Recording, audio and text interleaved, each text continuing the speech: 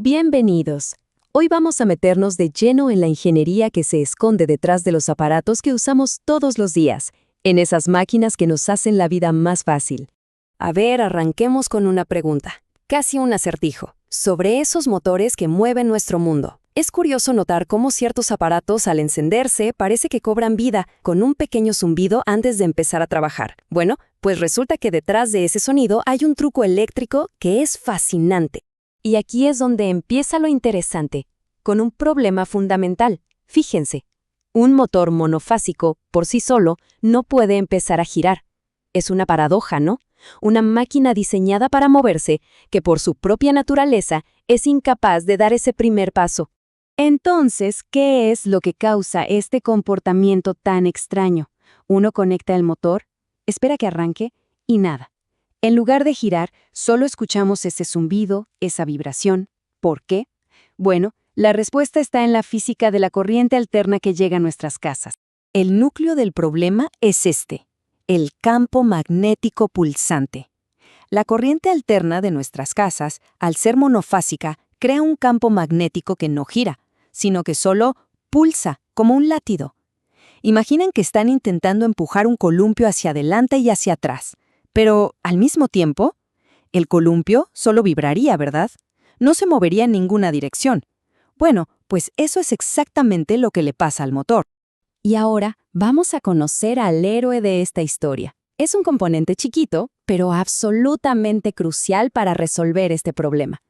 Les presento al condensador, la pieza clave que le da al motor el empujoncito que necesita para arrancar. Bien, vamos a analizar esto.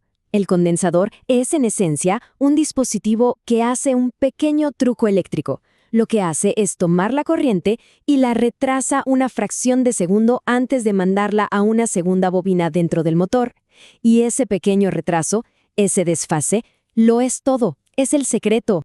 Entonces, ¿cómo es posible que este simple retraso de tiempo cree la ilusión de rotación?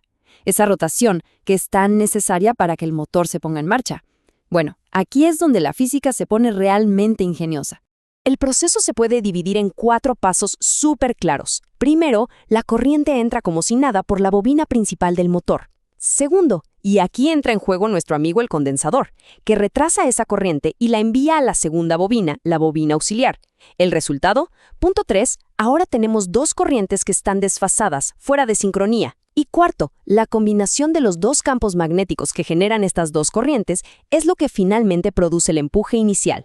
Se crea, por fin, un campo giratorio artificial. Y todo esto, por supuesto, se basa en principios físicos fundamentales. La ley de Ampère nos dice que cualquier corriente eléctrica genera un campo magnético a su alrededor. Como en nuestro motor tenemos 2 corrientes gracias al condensador, pues tenemos 2 campos magnéticos que van a interactuar entre sí.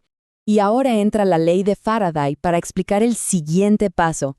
Este nuevo campo magnético, que ahora sí es giratorio, empieza a cortar las barras de la parte móvil del motor, lo que se conoce como el rotor. Al hacer esto, induce una corriente eléctrica dentro del propio rotor. De repente, el rotor tiene su propia energía. Y aquí viene el remate. La ley de Lenz explica el gran final. La corriente que se indujo en el rotor crea su propio campo magnético, un campo que por naturaleza se opone al campo que lo creó. Y esta pelea magnética, esta interacción de fuerzas opuestas, es lo que genera el par motor, o sea, la fuerza de torsión que finalmente hace que el rotor gire. Esto nos lleva a una comparación muy clara. Los motores industriales, los trifásicos, tienen un campo que gira de forma natural. Es un campo giratorio real. Pero en nuestras casas tenemos corriente monofásica. Así que para que funcione, nuestro motor necesita este truco del condensador para crear un campo giratorio artificial.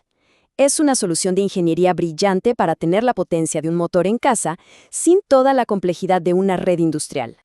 Bueno, ya entendimos la física. Ahora vamos a ver rapidito quiénes son los jugadores clave en este equipo mecánico y eléctrico.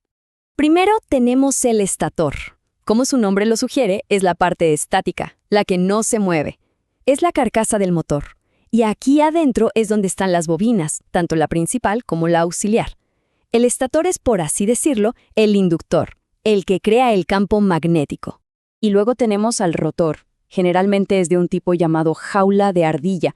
Esta es la parte que sí se mueve, la que gira.